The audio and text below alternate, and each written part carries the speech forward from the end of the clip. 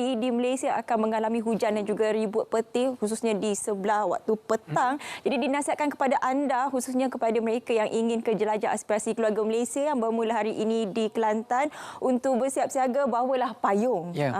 Jadi mungkin juga untuk merancang perjalanan anda. Ya, kena rancang perjalanan anda supaya tidak tersekat dalam kesesakan jalan raya lah, itu penting.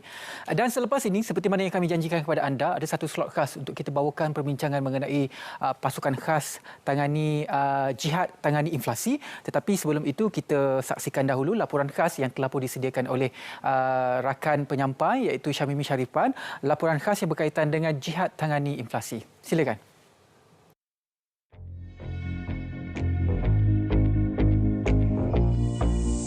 Sejak pasukan khas jihad tangani inflasi ditubuhkan Jun lalu, beberapa kemajuan terbesar telah dicapai, antaranya menstabilkan harga ayam dan mempermudah proses pembayaran subsidi.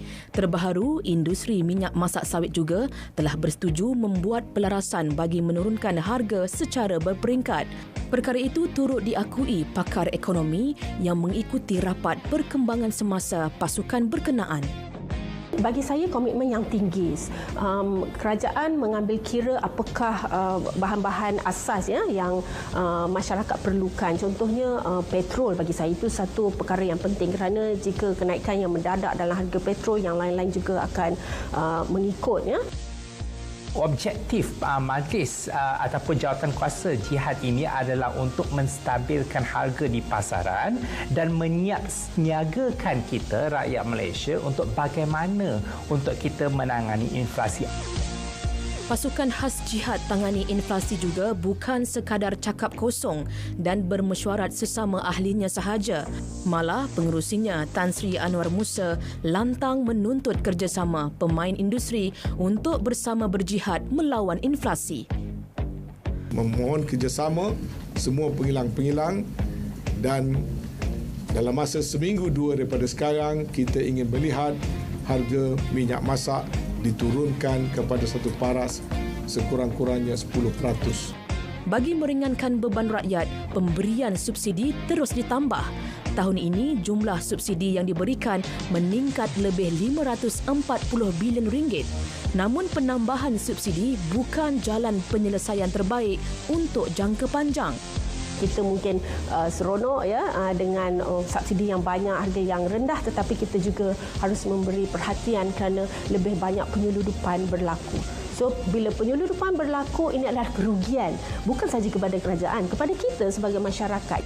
Kerajaan perlu melihat kesesuaian pemberian subsidi secara umum ataupun general kepada semua pengguna di Malaysia, tetapi boleh mengenakan subsidi bersasar di mana golongan yang telah dikenal pasti sahaja layak untuk menerima subsidi.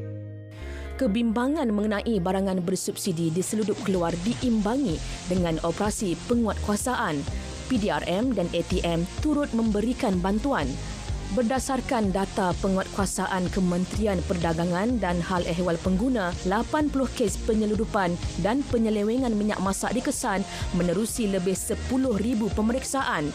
Kejayaan ini melibatkan nilai rampasan lebih 2.1 juta ringgit. Secara keseluruhannya, negara yang mempunyai kebergantungan yang lebih besar terhadap tenaga akan mengalami proses peningkatan inflasi tahun ini. Bahkan peningkatan harga komoditi juga telah mempercepatkan pertumbuhan inflasi. Maka penubuhan pasukan jihad tangani inflasi ini membuktikan kerajaan tidak lepas tangan mendepani cabaran ini, sebaliknya mencari jalan keluar secara proaktif bagi mengurangkan kesan inflasi kepada negara. Syamimi Sharifan, RTM.